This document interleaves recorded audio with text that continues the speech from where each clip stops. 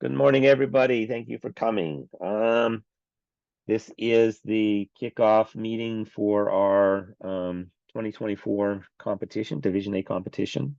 Just a few notes to go over. We'll take some questions. If you have a question during the presentation, go ahead and raise your hands. I'm hoping, just so you know, at the start, we are almost tripling in size of the teams that are coming. It has become Title I in Fairfax County has decided that all the elementary schools will participate in Science Olympiad. So most of them are going to do Division A. Just so you know, that's why we will have upwards of 70 people here on this presentation today. So welcome. I'm on. Anbu, who is the director of Division A, is on as well. She's dropping her daughter off at college, so she'll pop in and out as she can. And Karen Emmons, who is on the Science Olympiad board for Virginia, is here also. So first thing to talk about is the difference between Division A and Division B. For those of you who are coaching third through fifth graders, they may participate in Division A. Fifth grade can also participate in Division B, but not in the same year. They can't do A and B in the same year. So just want to make sure that that's clear to everybody. They have to commit to one or the other for you. A team is made up of 15 students. You can have up to 3 teams, and the number of students that you have on each event depends on the rules. So the rules really drive everything. You need to make sure that you understand them. You ask questions if you have questions about it. Make sure that the students understand the rules, so that there's no mix up when you get to the competition. Also, make sure the parents understand them when they're practicing with their students and your mentors. That's very important for all of that. Just a little bit about Division A. About, I don't know, 8 or 9 years ago, we decided that an hour-long test for third graders was too much, so we cut our time down on our testing events to 30 minutes. And our building events, we cut down to 45 minutes. A versus B. In Division A, there's no pre-building to bring to the competition. You come to the students come to the competition ready to build there, and we've got the event set up so it'll work that way. You'll hear this over and over again. We don't allow parents in the building during competition unless they're going to be your chaperone. They're going to walk the students back and forth, or they're going to run an event for us. And these are different things. When it says VASO created rules, that's Anbu and I. We create the rules for this competition. So you can reach out to either one of us to if there's something you don't understand, let us know. The big timeline, this is August 24th. We hope to have your competition date released on by August 30th, which means, and I'll show you here in a little bit, what you need to do over in the coach portal to make sure you have it done. So we can at least get you your date. The sooner you get all your registration in, the sooner you get that date picked, the sooner we can tell you when you're coming, because we have to balance the competitions as far as the number of teams coming. I can't have 100 teams on one day and 2 teams on the other day. So it's very important that you get that part finished. We will have a Q&A in 2 weeks. That'll give you time to make sure you have all your teams in place, and I'll talk a little bit more about that in a little bit. And then our registration is going to close for those of you who still haven't made a coach account or decided whether you're going to do it or not. We're going to close that on September 28th.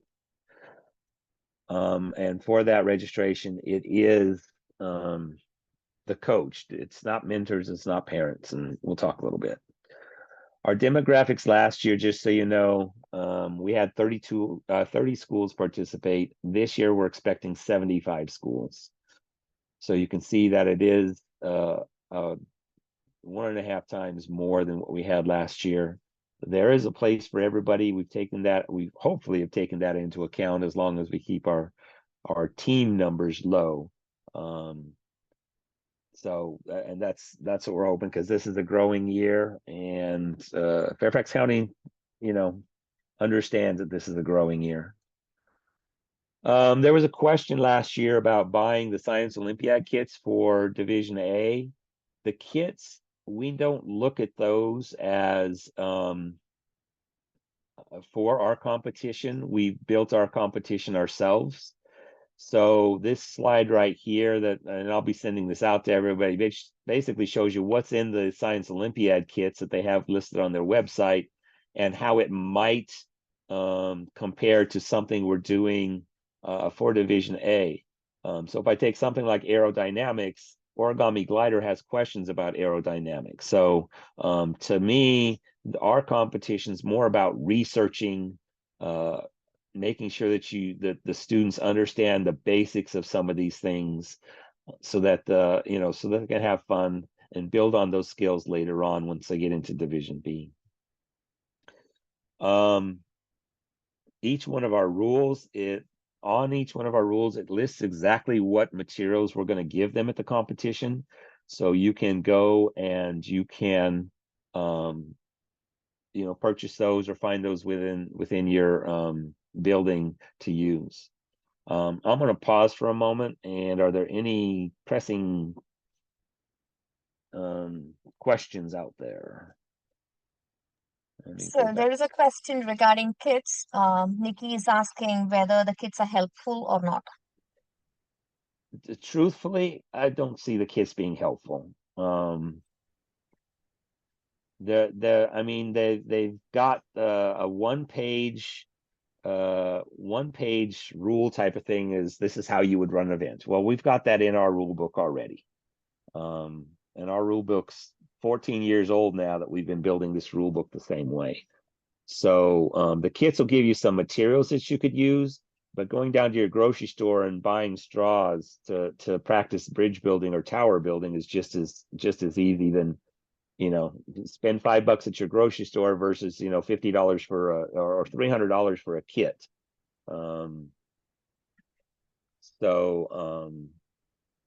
Yeah, that's up to you. A lot of this stuff can be found through other various websites, especially scioli.org. And I know I have that link in a lot of our in the rule book itself. At the bottom of a lot of our rules, we put in possible places to go find information. But scioli.org, when you're talking about building events, has all sorts of things there, even for like fossils, the Jurassic fossils. There's a ton of stuff there that yes, it was written for middle school and high schoolers, but it's pertinent to what we do in Division A, and we do try to get our events lined up with Division B, so that the student, because most of them go in this 2-year cycle. Okay. Any other questions? Yes, I'm new to this. It's my first year being a coach. So I wonder who these orders are made by the sponsor. I mean, the school who's sponsoring the event, right? Or do we pay for it as coaches? Are you talking about The kids, well, first of all, what school are you from? Wayanoke Wayanoke. Elementary. So Hmm. Wayanoke, being a Title I school, if you need materials, you just send a message to Pam Cherry and say, I need materials, and tell her what you need.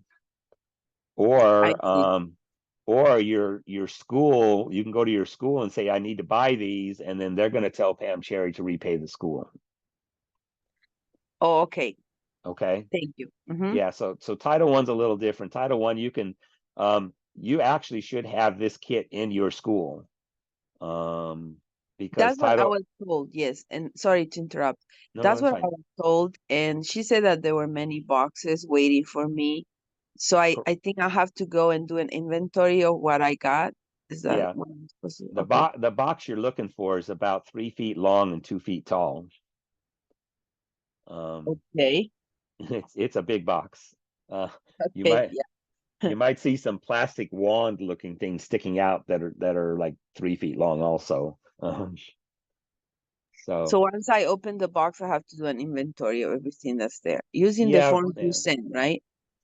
I'm sorry, what was the last question? Using the forms, because I see some forms that you sent. I didn't look at all of them, but there was one about all the There, materials included in the kit or something. yeah, but that's for the Science Olympiad kits. It's not necessarily for our competition. Oh, okay. Okay, so and the kit may help you figure out how you want to run your practices to get the best effort out of the students. Yeah. Okay. Thank you so much. Why are there 2 students to a team but a limit of 15 total team? Is one an alternate?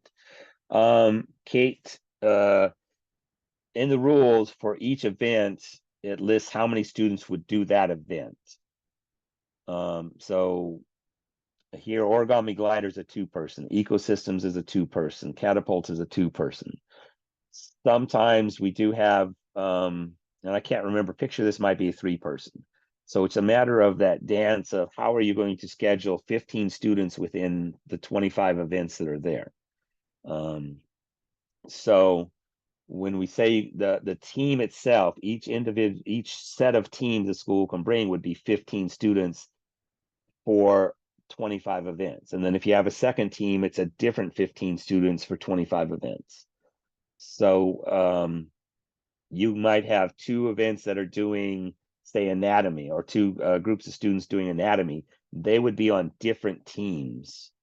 And we'll talk about scheduling a little bit on the 7th. And you can find that in the rule book. You can see how things line up there. I hope that answers your question. Anything else?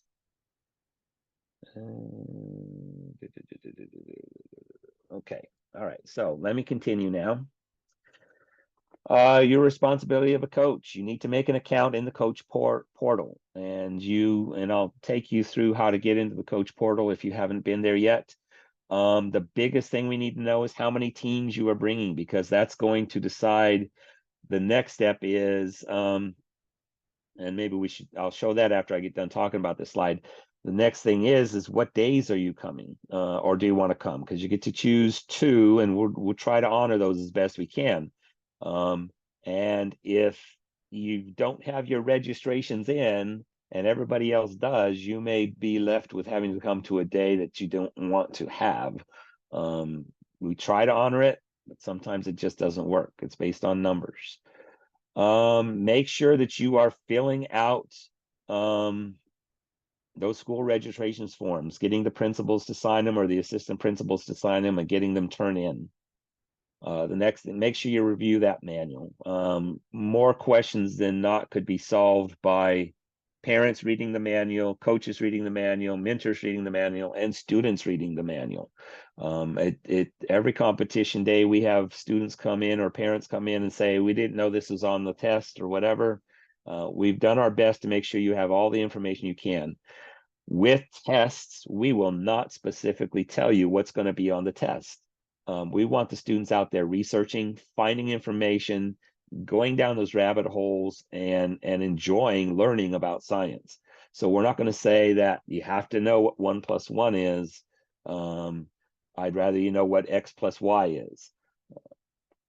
As you're doing this as a coach, you're going to want to teach around the events.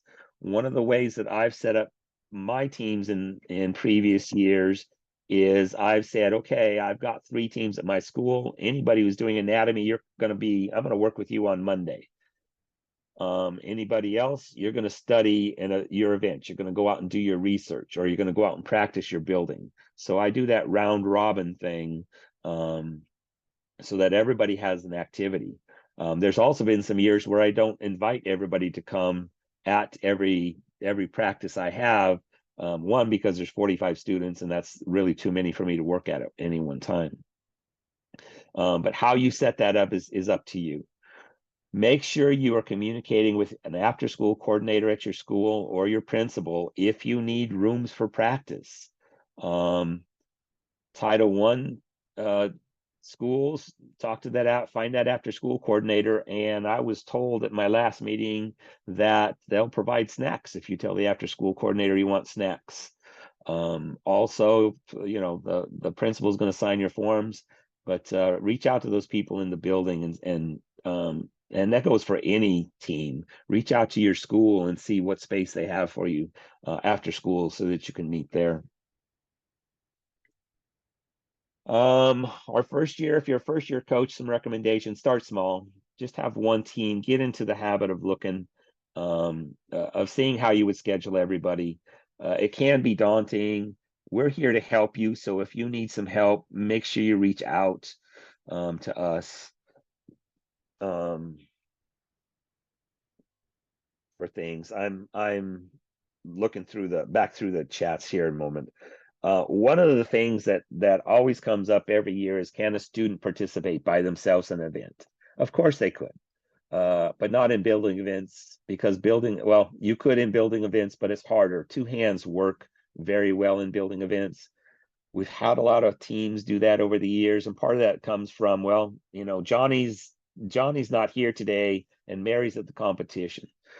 When that happens on my team, I make sure that if there's somebody sitting there doing nothing, they're going to go with Mary. And if anything else, just read the questions to Mary so that Mary can think about the answers.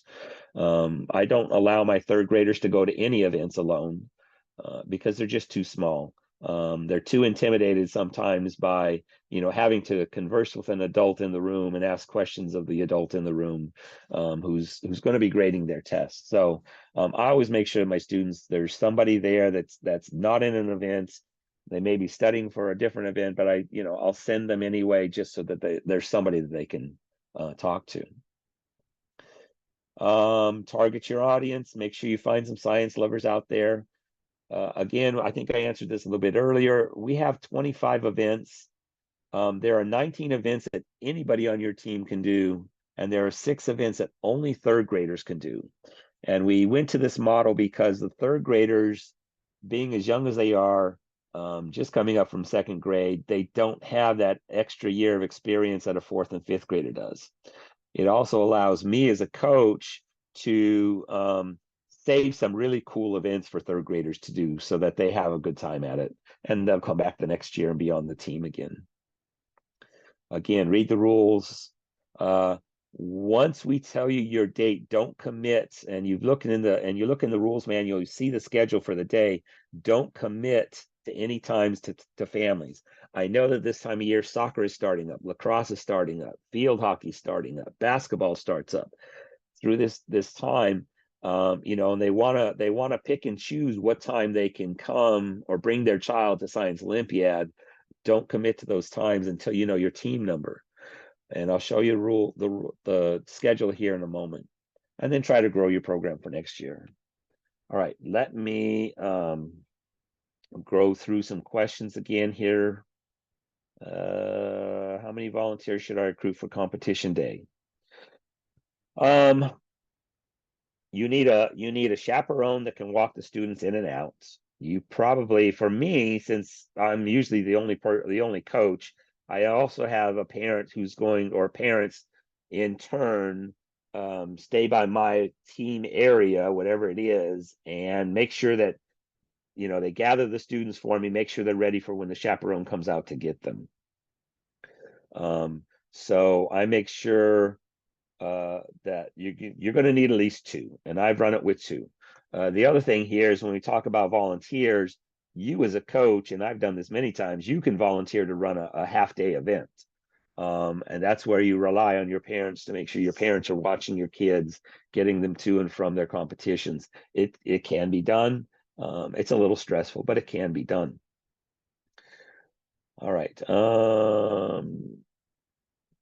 Okay, yeah, no, not every, you don't have to participate in every event. That's fine. Just make sure you save some fun events for third graders. Let me do or actually, let me go through this some more here. We'll talk the rule book in a moment.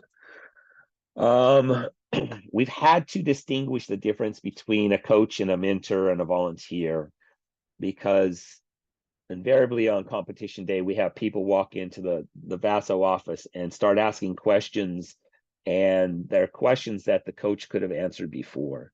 When we're having a competition, the only people that are supposed to be coming talking to us are the coach and the students. The students are allowed to come talk to us anytime. We will not be having appeals on any of the rules for any written tests, and we're not going to have appeals on the building events, but you can still come to talk to us and see if there's something we can do to help you out on those. What most of our appeals come down to is a student has practiced one way at school or at home, and they come to the competition, and because the parents or the mentors didn't read the rules fully, they come and they do something different. We had one year where it was supposed to be bridge building, and there was 4 teams that built towers because they didn't understand the rules fully. So make sure that you as a coach understand that. Mentors can be anybody, high schoolers, however, whatever you want that can help a student study on something. A lot of our teams that are not Title I have reach out to parents in the community that might be a doctor that can talk about anatomy, might be an engineer or an architect that builds things. So you can use those. Competition day, they need to just train them up to competition day. The other thing that happens is parents are notoriously known for grilling students before they go into their testing and when they come out, and they want to know everything that happened in the competition. And sometimes we have to calm those down because they weren't run the way you did in practice or the way they did at home. Volunteers are very important. We need volunteers to help run events at times. This year, we know that our Langley events, we may not need volunteers at all because their science team sponsors us. But when we get to the Thomas Jefferson days, we may need a school to give us a volunteer to run an event. Truthfully, to me, a parent would rather be inside volunteering at an event rather than sitting outside in the parking lot waiting for their child. So reach out to those, find those helpers that are out there. The team registration process. So there was some conversation about this at an earlier meeting. Actually, let me go back through and see if there's any other questions. How many volunteers? You have to get to not all the events. Miranda, I do my competitions twice a week, or my practices twice a week. Nikki, I can't answer your question about how you're going to do your info session. You can do it by Zoom if you want. I already give my I've already given out my slips, my permission slips to my students, and they're slowly trickling back in where they're choosing the event. Next week when we start practices, I hope to have everybody in an event so they know what they need to study for that. So how you do that is going to be totally up to you. All right, the Google intent form. The reason we have this, the biggest reason we have this, is to make sure that we are double checking who is signing up to be the coach. We have a lot of families that go into the portal and they try to create a coach account because they think they're going to get more information if they do that. And I use that intent form to make sure I have the email of the coach. And in some cases, I'll even go through, and if somebody's name is on that intent form that I haven't seen before, maybe a new coach, I'll reach out to the old coaches and say, okay, who is this person? What's going on? It's just a way for me to make sure that we're separating the coach from the families, making sure that we have the right things there. And the intent form is just asking, it's going to ask you almost the same information that the portal account does, but it's just a way for us to double check. Once you create your portal account, it's going to send us an email, and then you're going to get an approval email back. then you're going to need to log in. And I'm going to go here and do that now. Let's see, make sure it's still sharing for me, screen 2. Yep. So, Alan, a quick thing from Go ahead. Julia. She's asking about a Title I question. Maybe we might want to handle this later, but just want you to be aware of it All right. Well, hold regarding on. practices. What's her question? So, chat, we were thinking that as a Title I school, we might exhaust funding by having 2 practices per week. So Yes. you have funding for 20 weeks. And that's 3 hours a week. So it depends on how long your practices are. And the last word I had, you could have 2 coaches, at least 2 coaches. And how you do that. I don't practice every day. I just do 2 days a week. All right. So you should have plenty of funds to run the things. The other thing is the last word I had is, as Title I schools, we get 2 buses also to help take kids home. The after school coordinator can order snacks, and I'll talk a little bit about the other one. All right, I am spinning here. And is this my Division A page? Oh, portal. There we go. Got to sign in. That's why it was spinning. All right. So after you've made an account, this is the first page you're going to see. The first thing to tell us is how many teams you're coming. There are some people who have not told us how many teams they have coming. I don't know if they put 0 on there or what, but if I don't know how many teams, I can't figure out your date for your competition.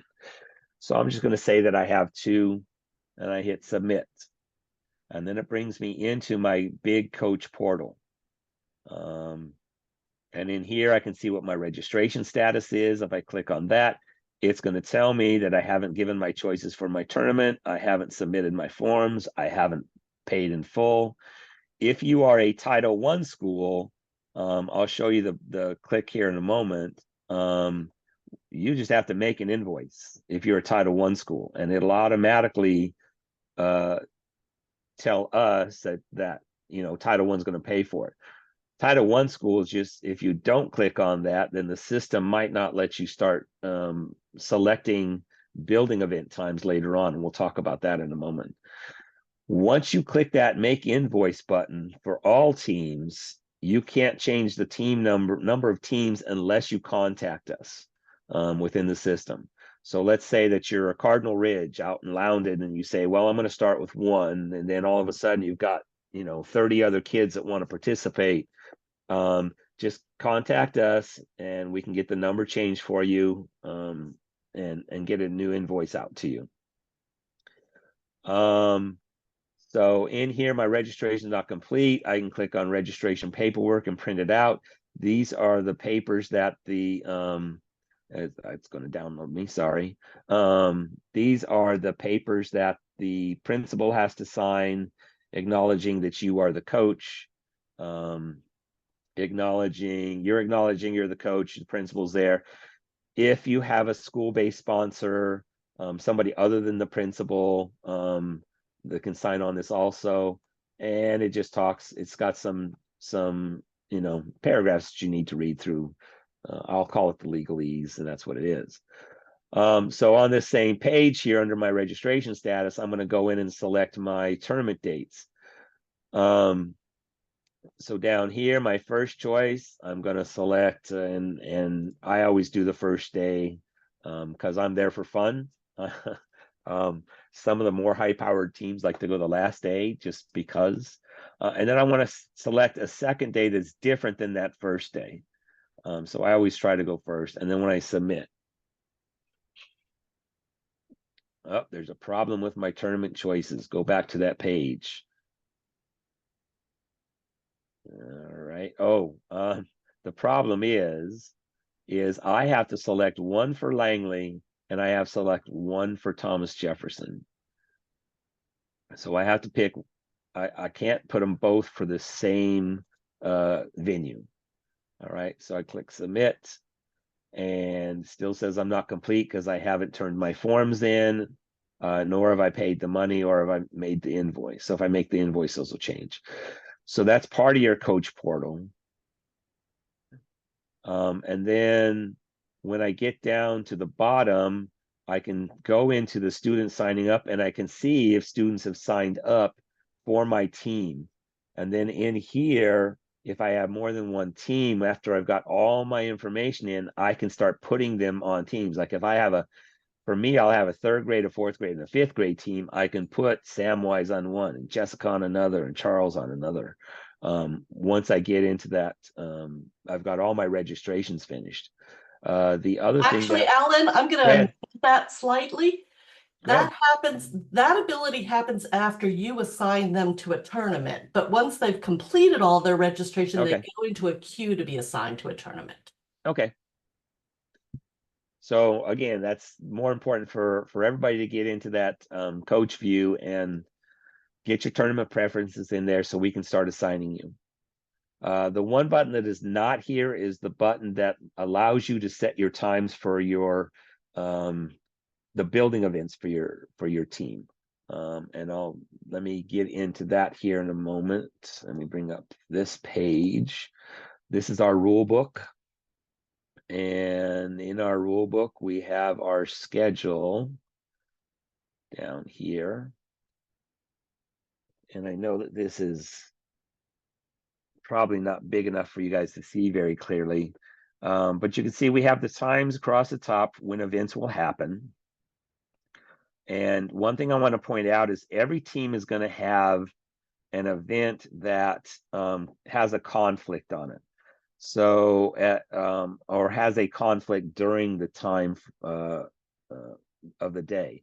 So here for anatomy, you can see that teams 107, 101 to 107 and 122 to 128, 3rd graders can't do those 2 events and participate down here in the picture this and the fossils.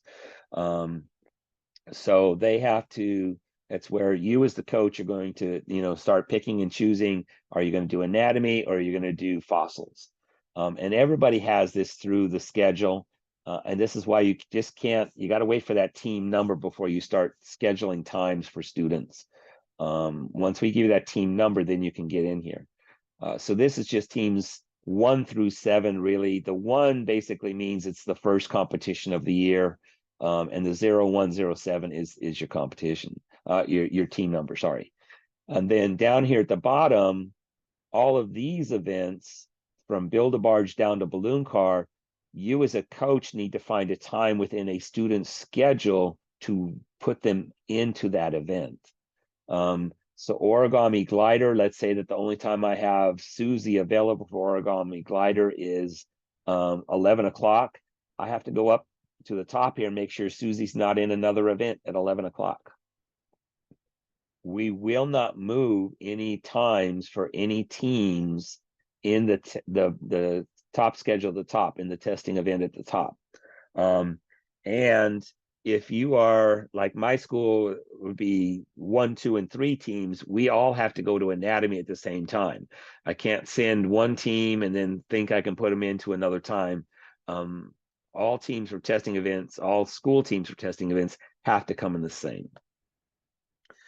All right, let me start for a moment and see if there's any other questions here. I have a question. I'm sorry. Regarding, this is my first time away. And Go let's ahead. say I get, yeah, can you hear me? Yes, I can. Go ahead. Yeah. Let's say I have 20 students signed up. Can I make 2 teams of 10 students in each team, or it has to be 15 students per team? You can put two teams of 10. We've had teams as small as 2. We had a parent one year, their private school wasn't going to sponsor their team, so she, built her own team of her children. So, yeah, that's, how many you put on the team is up to you. Just know that if you have 16 students, you're going to have 2 teams. Same with if you have 31 students, you're going to have 3 teams. Okay. And each team will be assigned a different project. Like per se, one will do anatomy, another one. It cannot both cannot work on the same. Say Yeah. that again for me. So if you have two teams, each team will be assigned a different project. Both teams cannot work on the same. So let's take let's say you have your 16 students, right? You can have 2 from your first team take anatomy and 2 from your second team take anatomy. So again, it's based on their, where they feel that they want to study. Those 2 groups of students, those 4 students would come at the same time to take the test for anatomy. I Does that see. make, Yeah, does that make sense? Yes, it does. Thank you. Yeah. Yeah. So yeah, you can, so like I'll have 6 students, but they all have to take anatomy at the same time. What happens is when you get down to those building events down here at the bottom is, where does it fit into their other events? So for my team, for instance, my students only get 2 events, 1 building and 1 written test. They might get a third one. I've never had anybody do 4. There have been students. There was a student one year who did 6 events for his school. One, I think that's kind of selfish. Spread the wealth out, let other students participate, and so forth. All right. And Santosh, yep, that's the Anbu's right. It's up to you as a coach to schedule them in there. I usually sit all my team down and say, okay, everybody signed up for States of Matter. Nobody signed up for Atoms. Who wants to move? And if they don't move, I give them a test to find out who's the best one in States of Matter. I run it just like a regular tryout for a sports team. And they all understand that. Let's see here. Karen answered that one. Gina, yeah, Gina, it usually takes me a day. Have to remember that being a teacher, I have that day job, so I usually don't answer things sitting at my desk all day long. I'll sometimes. Where do you practice tests to run? Nikki, to run what? Sorry, I realized I had a typo. Typing too fast in chat. Okay.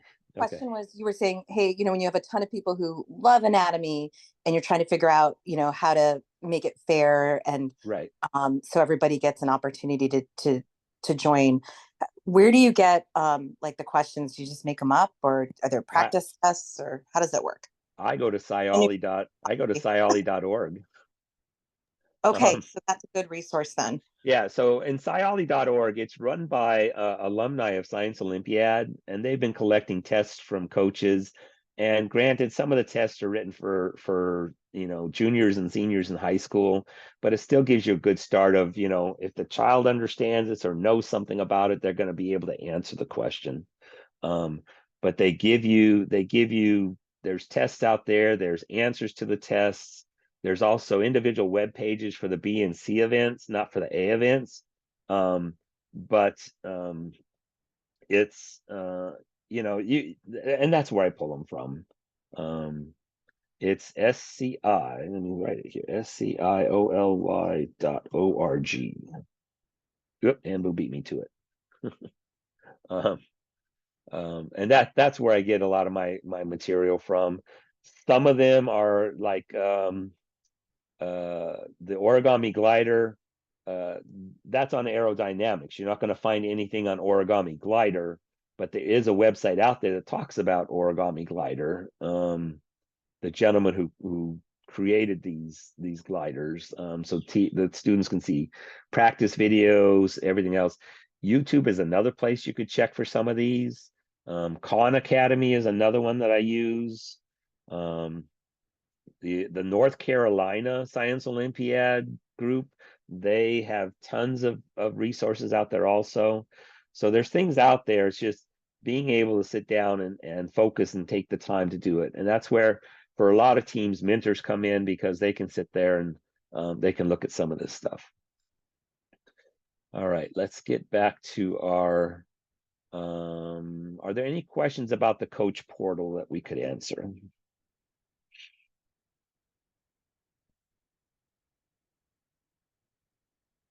Just want to make sure. Okay. So let's get back into the presentation here. So the process is basically create your account, and then we'll send you an email. It may be at 10 o'clock at night when we're, done with our day jobs. And then the next day you can go in and you can get your teams set up, choose your dates, make your invoice or pay if you're not a Title I, pay your fees. And once all that is done, then that starts the ball rolling on what day you're going to get, what your team number is going to be, and so forth. And this is just how you can get there. There's two different ways. I always go to I always go a different way. I always go to the Elementary Science Olympiad and go to registrations. Anbu always goes to the login to the Coach A portal. So it's different for everybody, which way they go and how they get into it.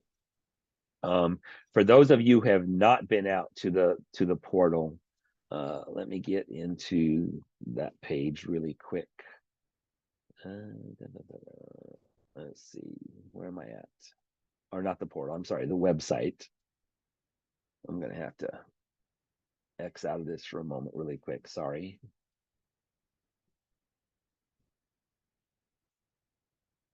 And those of you who are still thinking about doing Science Olympiad,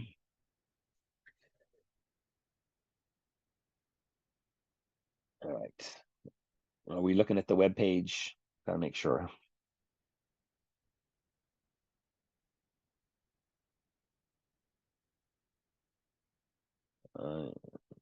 All right, so if you go in here to the into the elementary, come on.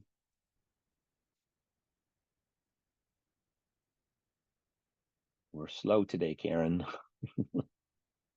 There we go. If you go to registration, when that page comes up, it has your interest form link. It's got the rules manual linked. It's got your required forms. It even takes you to the portal. And then down at the bottom of this page, it has the permission slip that a student's going to have to, or a parent's going to fill out for a student. And it has where your volunteers can sign up. So if you don't get those from the presentation today, you can get them through the portal, not the portal, through the web page, some of the important stuff there. Okay. Just a sample, these are the pages we talked about already that you need to get. Your registration nutshell, this is pretty much how you start your teams. Get your intent form out, all that kind of stuff. The practice. My team is going to have 6 weeks of time within looking at the school calendars and everything else. My teams may get 12 practices in before they're going to compete, which since I'm doing it more for fun than for glory, it works. It's fine. A lot of them come home with medals. They have a good time, and that's what's important to me. And then we have the competitions later on. Again, there's the links that you can get you can share through the website. They're linked here in the presentation. Every team has to provide some volunteers just in case we need somebody. So these would be the parents that you need there all day long, either helping you or maybe running an event and so forth. Coaches can volunteer to run events. That puts them in the building with their students. A parent can volunteer. And you can get your local high school, get some of those out to help you with this. There are a lot of Division C teams in high schools here in Fairfax that you can bring out. There's some in Loudoun County that can help out there. It's just a matter of reaching out to the high schools that have them and working with them. This one's going to talk about all the things that I've already said. Make sure you create your account, turn in your forms. turn in your date choices, create an invoice if you're a Title I, pay for your team or teams if you're a if you're not a Title I school, so that, we can get everything going. Some reminders on competition day that I want to talk about. Number one, the only people that should be talking to myself or Anbu or Nick, who's not on the line right now, or even to us or to the event supervisors. The only people that can talk to the event supervisors are Anbu, myself, and Nick. Coaches cannot go in the rooms. Students should not be talking to the event supervisors about their event. Come to us so that we can talk to them when they have time to talk. If somebody goes into those rooms, it holds up the competition. If one team starts late, then we have to have every team starts late, and that starts upsetting people and so forth. No parents in the building or mentors in the building, unless they're your chaperone. They can come in and use the restroom, go back outside. They'll be fine. We usually open the building about an hour before so students can find their rooms. We're still putting things together usually at that time for the first events at each at Langley and at Thomas Jefferson. And students also, they can only be in the building during their events. And I know we've been lucky, knock on wood, that we've had very fair weather when we have our competitions in November. And if it comes to an inclement weather day, it's going to be, people are just going to be miserable. We know that. My team's going to be miserable. And we don't, we're not going to review any individual. I talked about that earlier, any individual test questions. One year we had somebody trying to argue the difference between a plantain and a banana, and it took them 15 minutes to understand that once we review the test, it's the same for everybody. We can throw out questions to make it fair to everybody, but we're not going to just sit there during the competition day and review individual test questions. Competition days, they're listed at the beginning of this presentation, so you can see what the days are. It's October 26th is the first date, and the first 3 Saturdays of November are the other dates. Twice a week at school, do the students doing the same events? Okay, Deborah. Yes, my students bring their laptops down. I'll have a set of questions ready for them to go out and try to answer. You can have parents and mentors come in to help. That's up to you. My practices usually last from about 3:30 to about 5 o'clock. This year will be different because I'm getting a bus. I don't know if I'm going to have to be there till 5:30 with kids. If I am, there'll probably be some time for outside play just to get them out and unwound and so forth. I always have them in previous years make sure they bring a snack. So we start off, they can eat a snack while they're waiting for me to finish up with bus duty and things like that. Yeah, to me, it's all about the research, and especially for those third graders, a set of questions for them to go out and explore, find the answers to helps them. I do have the students within my district, they've got their Google accounts. They can create presentations together, and they can, well, I found this answer, let me put it on the presentation, and they share the presentation back and forth. That's how I run them.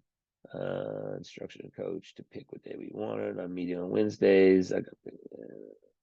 Good job, Jamie. Yeah, I got my first days too. Reading wants to take over my buses, but they want it on Monday. I won't let them have it. So it's to those of you who've never been a coach of any kind out there, it's sometimes it's mayhem. Depends on how well you set up those rotations when you get there, of you working with one group, making sure that you're reading the rules with them, understanding what's going on, another group researching their questions or practicing their event. and another group building things. So it'd be having the materials there, the the straws and the masking tape and things like that.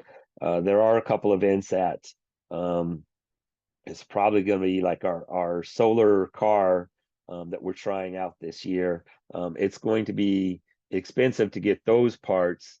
So that's up to you. How you do that, whether you want to do that or just teach them the basics of how does solar energy turn into electricity, something to help them in that order, along those lines. Sorry. On competition day, tailgating is allowed. We close off the parking lot in front of the entrance doors at Langley. I don't know what we're going to do at TJ yet. I have to go out there and do a site visit because we don't want cars going where kids are out there running around and things like that. Somebody's going to get hurt. And this year with buses, it is the bus lane that we're using, so it may be that it's going to be full of buses. I don't know what it's going to look like there. But there's space up by the football field. Jeff, who's on here, always brings out his canopy and sits out there and with all the parents and has a good time with lunch and everything else,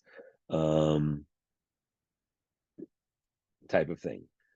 We do have an awards parade that we're going to bring back where every school comes marching into wherever we're going to do the awards. So you could think about your team creating a poster or a sign or something to let us know who you are. And along those lines, teams don't need to be uniform. They don't have to have the same shirt on. My team, I just tell them to wear a certain color, wear a Providence shirt if they have a Providence shirt. That's up to you. There are a lot of teams out there who will, Lemon Road always usually comes in a lemon color shirt. That's that coach, but for Title I parents, that would be an extra expense. So I don't require that of my teams. They just come, come as you are, come be a kid. We are looking at setting up souvenir shirts. So that information will come a little bit later.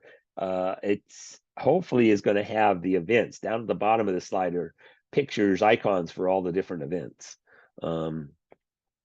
So that's something there. All right, let me go back through. I saw some questions coming through. General information, it states you pay 3 hours a week, 1 hour for practice, 2 hours for planning. Stephanie, that's something you'll have to take up with Title I, about the planning and everything else.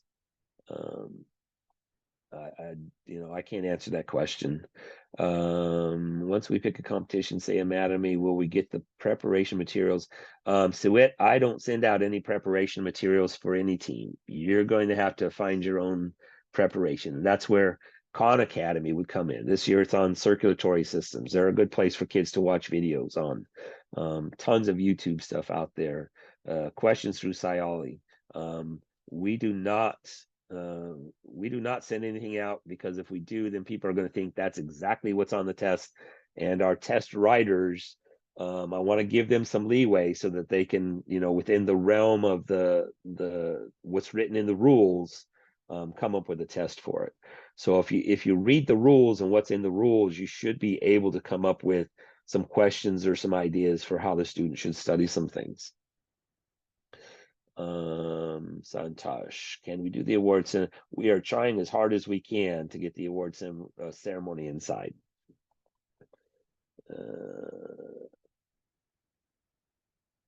And Karen's comment there about this isn't Odyssey of the mind. Yeah, definitely a track meet. I will put about 10 miles on my pedometer as I'm walking the day.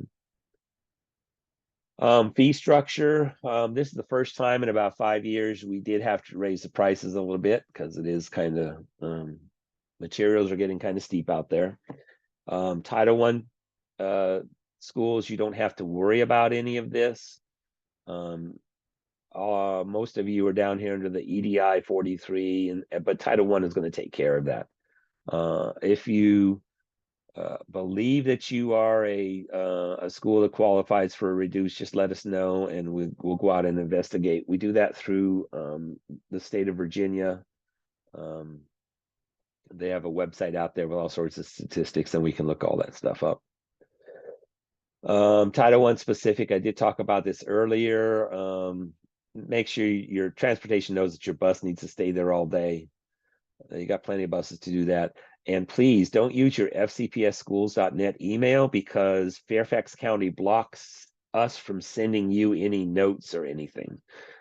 So make sure you're using your FCPS EDU account or a personal account if you want. I can change that in the system. You just have to let us know. Next steps, September 7th, I'm going to have another meeting for you to ask any kind of questions you want. It's not going to be as formal as this one. And we'll talk about how to make your schedule. By then, you should have your team number if you've got all your registration steps done.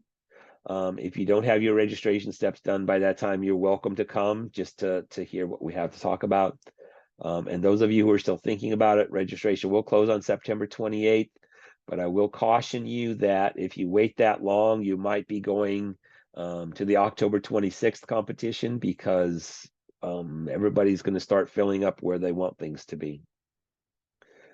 So really your big next steps for everybody is get out there, get a portal account, get into the system, get your forms in, make sure everything is set for that competition day.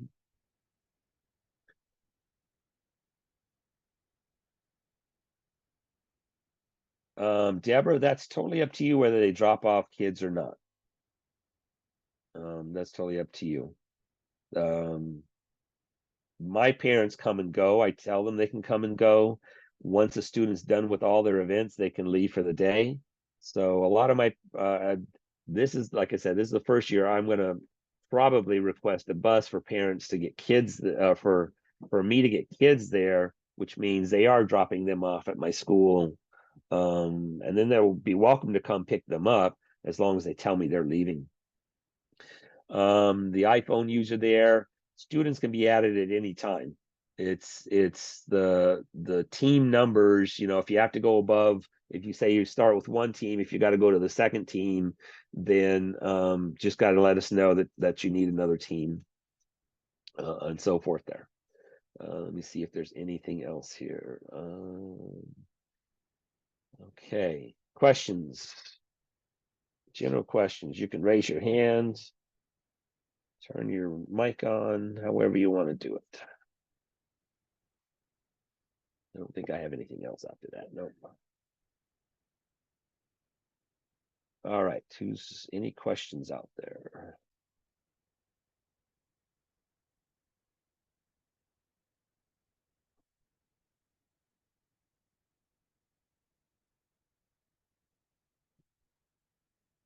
The Title I, Julia, the Title I contact is Pam Cherry, like the fruit.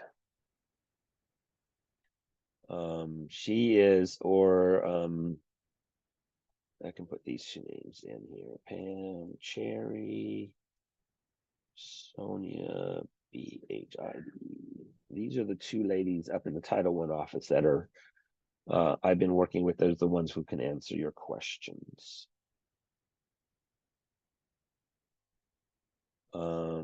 Julia, if you have FCPS email, you just have to type in their last name and they'll come up. In order to get the registration done, how many volunteers do I need to sign up? The rules say you need to sign up 2. Put your name down as 1. It's okay because, like I said, we might not need you. You are the backups. If we can't get high schoolers to help run the events, you guys are the backups. All right. What else do we have? Do we print out principles and give to students to register, or they'd have access? Ryan, the principal forms you're going to have access to, you need to print those out and get them signed, and then email them back to us. the student forms for your school, you're going to have 2 permission slips, and this always confuses my parents. You're going to have one for students to stay after school and practice, or one to be on the team, and then you're going to have another one that they're going to fill out just for Science Olympiad. And the Science Olympiad is, again, back to that legalese. We need to make sure we know who's coming, make sure they have approval to come, and so forth. And then the other one is, approval, basic approval from parents, making sure that students can, stay after school. I don't see, let me see what else. Okay. All right, if that's it, we'll probably hang around for about another 10 minutes and answer any other questions that people are too shy to ask in the open. Otherwise, have a good Saturday. It's supposed to be getting hot, humid. Thank you so much. You're welcome. Thank you. You're welcome. Sir, Yes. so when I went to try to go register, it says that we need to scan those documents you just talked about. Yes. So we can just email those to you, or do we need to scan them? Well, if you're going to scan them somehow to email them, because you got to get your principal Yes. signature on them, right? Yes. Okay. Yeah. Okay. So would you like us to email and scan them, or you just want us to get you want us to get them in the portal? Well, you can't send them back to the portal. You have to email them to us. Okay. So I'll make sure. So thank Yeah, you. yeah. Email them to us. Thank you. You're welcome.